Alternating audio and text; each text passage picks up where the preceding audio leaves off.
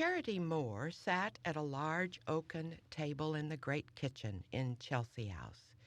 She was only 6 years old, but she was a great help to Susan, the cook, when there was extra work to be done.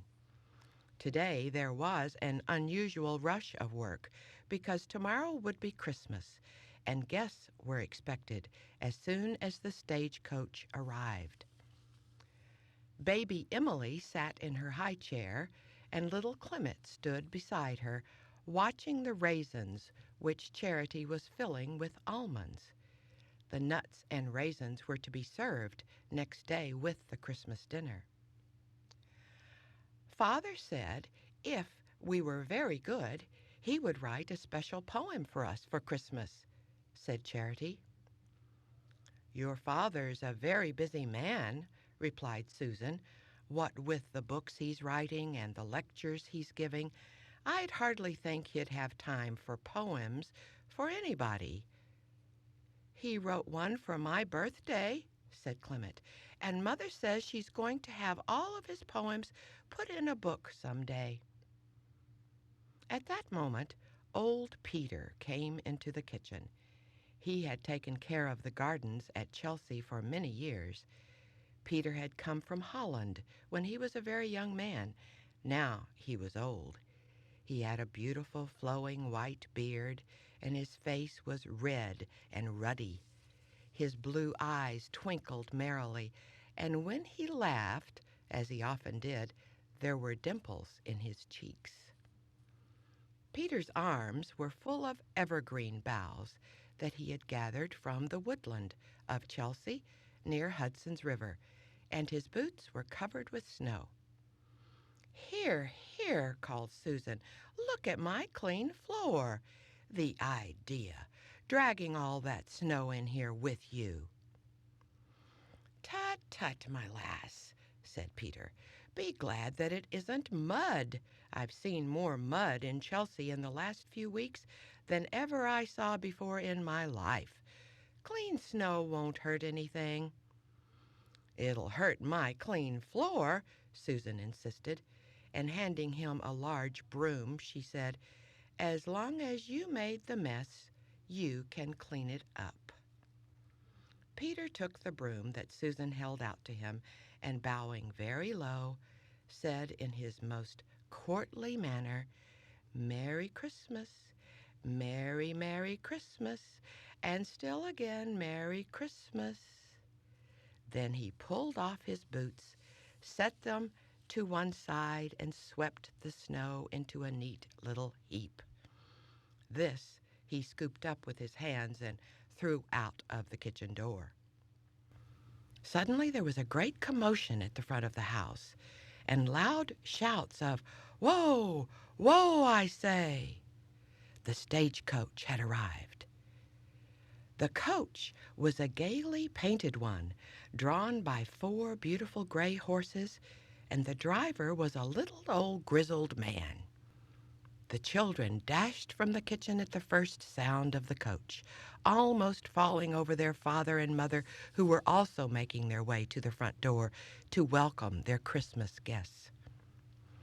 Dr. Moore greeted each one of the friends and called a cheery "Merry Christmas" to the old driver as he clambered back to his seat on the coach. The old driver gathered up his reins, and with a blast on his conch shell horn, the load started off down the circular drive that wound through the gardens of Chelsea. The table in the great hall was piled high with presents, and Peter's evergreen boughs, made into garlands and wreaths, hung about the great drawing room. While the guests were taking off their wraps, Charity and Clement returned to the kitchen. Susan's kitchen stove gave out a pleasant warmth, which soon routed the cold air that the guests had brought in with them. Peter came in directly, and sitting on a 3-legged stool, began to pull on his boots. "Are your feet cold, Peter?" asked little Clement. "Oh, no, my blessed," replied the old man with a smile. "I have on heavy woolen stockings. In Holland, we always take off our shoes when we enter the house. Our floors are always very clean." And he winked at Susan. "In your country, they wear wooden shoes, don't they, Peter?" nodded Charity with a knowing smile. "Yes," he agreed.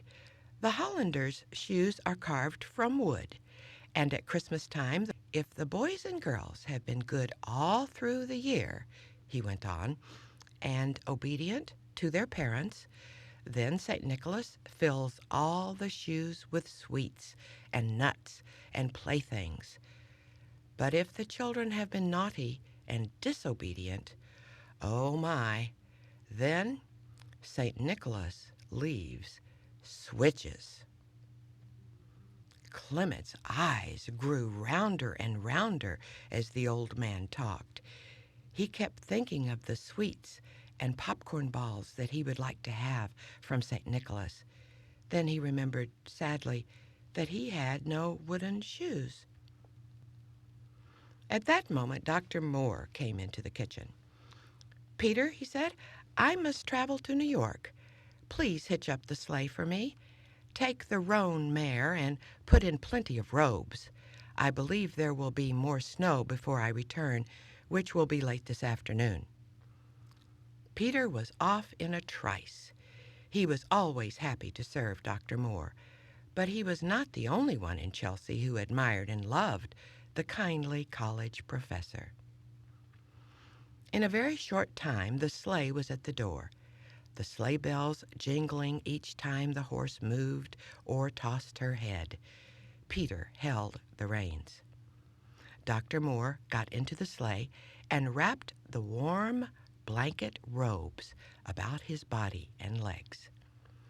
Beside him, he placed a package on the seat of the sleigh, a Christmas present for a friend. The package contained 2 books, of which he was the author. The sleigh crunched over the hard white snow, past the few houses that dotted the fields about Chelsea. On and on they went through the Greenwich Village, far down the broad way. "I will not be long, Peter," said Dr. Moore, as they drew up before a very small white house. "I'll just leave this package and be out directly. Then I have a few purchases to make, and perhaps you may wish to buy something." It was a pleasant trip, and before long they were homeward bound, the sleigh piled high with gifts for the children and other members of the household at Chelsea. It had been cloudy all day, but as the sun went down beyond the Hudson, the sky cleared, and a bright moon was rising as the sleigh again reached the village of Greenwich. Suddenly, Dr. Moore thought of the poem that he had promised to write for the children. They always enjoyed his little verses so much. "A Christmas poem," he mused. "About St. Nicholas. Yes, of course, St. Nicholas. But what did St. Nicholas look like?" Suddenly Peter turned his head. His white beard glistened in the moonlight. He was urging the horse to a quick trot, making the sleigh bells ring merrily as the sleigh sped over the snow. Dr. Moore leaned forward and looked more closely at Peter. "The very man for the piece," he said to himself. "A typical St. Nicholas.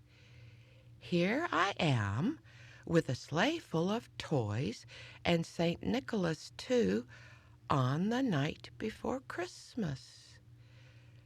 Suddenly, the words of the poem seemed to be tumbling about him in the air, waiting to be put on paper.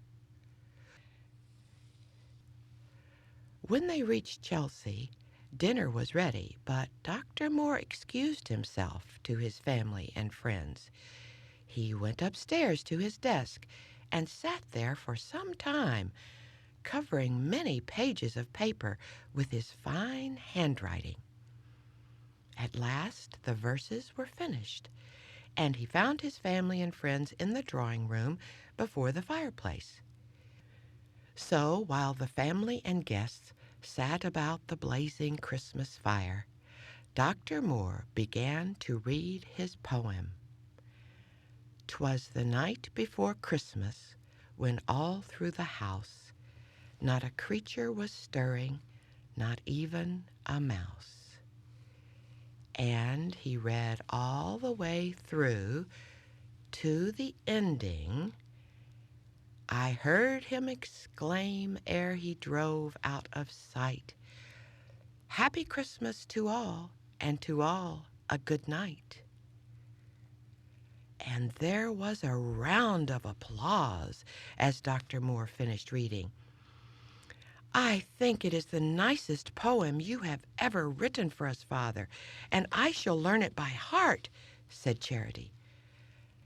It was getting late and almost time for St. Nicholas to come and fill the stockings.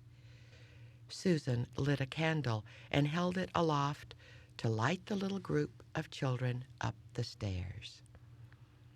Charity took Clement's hand, and when they were halfway up the long staircase, she leaned far over the balustrade and, throwing a kiss to her father and his guests below, she called, "Happy Christmas to all, and to all a good night."